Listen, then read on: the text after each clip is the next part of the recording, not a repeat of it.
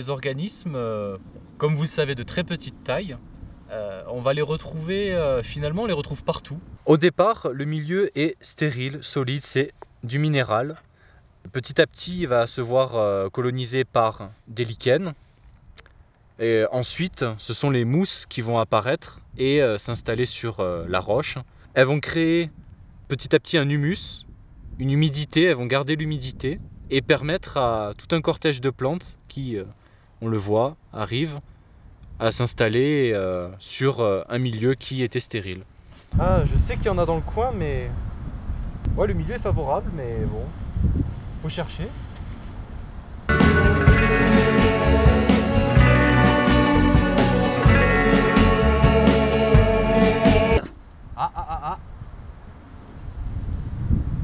Ah.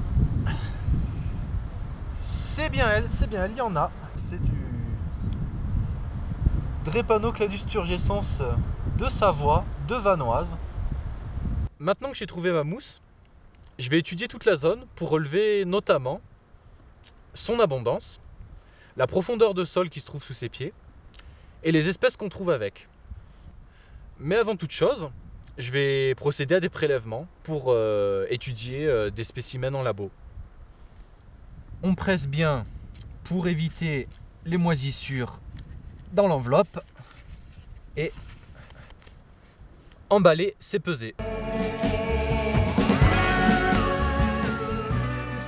C'est magique, me voilà déjà au laboratoire pour l'étudier.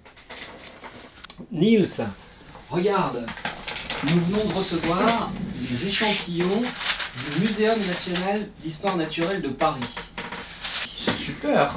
En comparant toutes les données historiques qui figurent sur ces récoltes, nous allons pouvoir comparer, grâce à tes inventaires de terrain, la distribution actuelle et la distribution ancienne. Et montrer que toutes les populations connues actuellement sont localisées en Vanoise et un tout petit peu dans le Jura. Grâce aux résultats de cette étude, nous connaissons un petit peu mieux maintenant cette espèce arctico-alpine, donc une plante qui ne vit aujourd'hui que dans les régions arctiques et dans les régions les plus froides des Alpes. Toutes les données accumulées vont nous permettre de suivre l'évolution des populations dans le contexte du réchauffement climatique et faire en sorte que les milieux de vie de cette plante et d'autres, les zones humides, puissent être préservés le plus durablement possible.